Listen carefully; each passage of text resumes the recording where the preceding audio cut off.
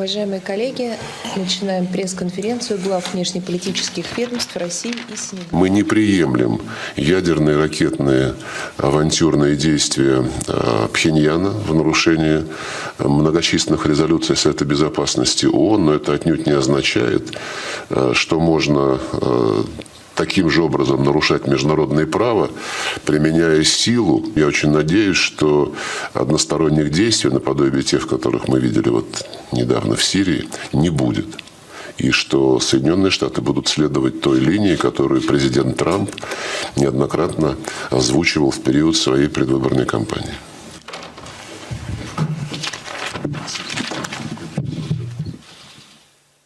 Segment tonight, continuing now with our top story, the showdown with North Korea. Yesterday, National Security Advisor H.R. McMaster gave his blunt assessment about the state of the crisis. This is a problem that has been passed down from multiple administrations. But our president, I think it's really the consensus with the president, our key allies in the region, Japan and South Korea in particular, but also the Chinese leadership, that this problem is coming to a head. And so it's time for us to undertake all actions we can, short of a military option, to try to resolve this peacefully. Joining us now to analyze from Chicago, Ian Bremmer, president and founder of the Eurasia Group, a leading global political risk research and consulting firm. Ian, you were able to listen to Charles Krauthammer in the previous segment. I wondered if you largely agreed with what he had to say and what you think about President Trump's moves over the past 2 weeks. Look, I think in terms of what Trump's actually accomplished so far and the intentions to try to make the Chinese pay attention, since they're the ones that have, sort of impact and influence over North Korea to the extent that anyone does, I completely agree with that. But I would say that his suggested outcome, the one peaceful plan, Finlandization, the idea that we're somehow going to turn, or China is going to turn a country with 10 nuclear weapons into a non-nuclear neutral state, I think is kind of ludicrous on its face. It would be suicidal for Kim Jong-un, so it would require active regime change. And the reason why the Chinese have been so reluctant to actually push the North Koreans is not because they're happy with what North Korea is doing. They're not. They used to be 10 years ago. They're not anymore. The reason they don't push is because they fear that the North Koreans, if they really threaten regime change, that it's going to blow up not only the regime but also the region. And that's something the Chinese are very loath to move towards. And there are politics happening in the region as well, and you paid close attention to this. I was interested to read this morning when you said that for a long time, when you go to the capitals there and you're visiting with the people that you are advising, that they didn't really bring up North Korea, but that has changed in the last few weeks. And you say that Japan is a little unhappy, and we know that South Korea has elections coming up on May 9th. So a lot of turmoil there that President Trump is having to deal with. It is. Let's be clear. This issue is coming to a head, but I mean, if Obama had had a third term or if Hillary Clinton were elected, it wouldn't be coming to a head. So even though the North Koreans continue to develop their nuclear weapons capability, their ICBM capabilities and technology, their cyber capabilities, which they've used to significant effect in the last couple of years, but the administrations haven't said we've got to handle this. Now, Trump comes in and says he does, and the Japanese and the South Koreans, last week, everyone I talked to, this was issue number one, and the question was, is Trump really going to engage in military strikes? Because if he does, the countries that are at risk, not the United States, but our allies, South Korea and Japan. So I think what's really interesting here is this is truly Trump's America First policy. It's his most America First policy. It's about the United States. He wants to stop America from potentially being threatened down the road by North Korea, and if that potentially puts the Japanese and South Koreans at risk, that's less of a concern to him than it would have been other presidents. That's exactly what the Americans voted for with that foreign policy. Yeah, I thought that was interesting when I read that, what you wrote this morning about there's some criticism from maybe people in Trump's base who say, well, wait, this was not exactly what we signed up for. This is interventionist. But I agree with you. I think that what he's saying is that I'm going to protect America first. In order to do so, I have to show a little bit of diplomatic strength here. It's a unilateral policy. It's not about, Trump never said he was going to be an isolationist. He doesn't want to be the world's policeman. That means he doesn't want to support other countries with American military costs. But, you know, when he went into Syria, that wasn't isolationism, but he didn't ask allies in advance. He didn't ask Congress in advance. He just did it, and he did it while Xi Jinping was having chocolate cake in Mar-a-Lago. Beautiful. That's a president that acts himself, and the Japanese, South Koreans, and Chinese are all now paying attention. I will say he is moving these countries politically. The Japanese decided to send a destroyer and other ships along with the American strike group right off the North Korean coast. The South Korean election coming up in a few weeks, it may well be that this North Korean crisis initiated by Trump is going to make a South Korean president be much closer to the U.S. and farther from China. It could actually swing the outcome of that election. And China is now saying they're more prepared to give a harder line on things like cutting off air travel, maybe cutting off oil exports to the North Koreans if they continue to escalate. So there's no question there are political impacts here. It's certainly hard to enforce more sanctions when Kim Jong-un is willing to let his people starve. But if you could pull back out, zoom out, and look, as the last question to you, like I did with Charles Krauthammer, which is, from a geopolitical standpoint, when you look around the world, what does this look like now for Russia, Iran, or anyone else who might be wondering what Trump's foreign policy is going to turn out to be? I think that you do have to recognize that the United States has a president that's much more willing to use military force precisely because that's the area where the United States is most uncontested by other countries around the world, with the exception of Russia. Russia, of course, is overwhelmingly not an economic power, not a diplomatic power, but a military and cyber power. And they were, interestingly, of course, one of the few governments that preferred Trump to Hillary Clinton. That feels like a long time ago. And now, of course, they have a very different perspective. That relationship has gotten only worse over the course of the last few weeks. Ian Bremmer, thank you so much. Well, with the U.S. on the brink of war in both Korea and Syria, it's worth asking what would happen if that actually happened, if war broke out. George Liebman is a Baltimore lawyer and a visiting scholar at Wolfson College, Cambridge. He just wrote a piece for the American Conservative called 17 Rules for Foreign Interventions. He actually lists more than 17 rules, but they're all smart. George Liebman joins us tonight.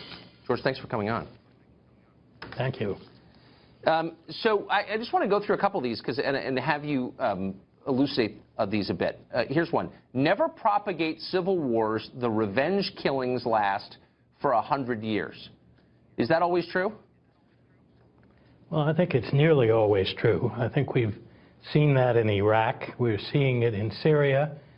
We should know something about this from the history of our own country, when one recalls what went on during Reconstruction and afterwards. Yes. We are still paying the price for the Civil War. So through this piece, which is on our Facebook, and I would recommend our viewers to read it, runs this thread basically warning against hubris. And you're making the point that there's only so much we can know about another country. And you quote George Kennan, who said, "The worst of rulers knows things about his country that foreigners do not." Do you think we keep that in mind enough? No, I think we obviously don't. I mean, Saddam Hussein was well aware that he had the confidence of the Sunni population. Assad had the confidence of the religious minorities in his country, which have sustained him in power. Gaddafi in Libya knew that his was a country that really had no government, that it was the basis of government was totally tribal. And we went into all three countries as though we were doing battle with a unitary state, which we obviously were not. Right. And one feature of these totalitarian regimes that people tend to lose sight of is how brittle they are. And that's probably even true of the North Korean regime. When these regimes collapse, as we saw in Eastern Europe, yes, they go down with a big bang and there's nothing left. And right, there are dangers in that also. That's right. They just haul the Ceausescus out behind the court and execute them, and then it's just poof, it's over. You have a line in here, wars cannot be won on the cheap without infantry. That was a really distressing thing to read. I hope it's not true, but you think it is. I think it is. I think you can't. I mean, the history, even in the Second World War, was that you had enormous destruction from strategic bombing in Germany and Japan. You had in Korea enormous destruction from bombing. You had in Vietnam enormous destruction from bombing, and it didn't make a whole lot of difference. It made some difference, right? But in terms of ending the war, it didn't. No, it certainly didn't. It took a lot. It took a lot more. And finally, the results of all those conflicts you mentioned were massive waves of refugees moving, in a lot of cases, to the west. Is that always a feature of war, refugees? Well, I think that's probably a generalization that is true. The Korean War, we have millions of Koreans in the United States who came here as a result of the dislocations of the war. The same is true of Vietnam. The results of our interventions in Libya, in Syria, and in Iraq have been refugee flows which have destabilized Europe. And the results of our adventures in Central America have been refugee flows that have had a rather bad effect on the Southwest and on many American cities, and that have really given rise, more than anything else, to the concern about immigration when you have these drug gangs and the like in large cities. As it happens, I don't think that... No, you're right. We're doing a segment on that coming up, in fact. It's nice to talk to someone who reads history once in a while. There aren't many here in Washington. George, thank you for joining us tonight, and for that. I appreciate it. Thank you.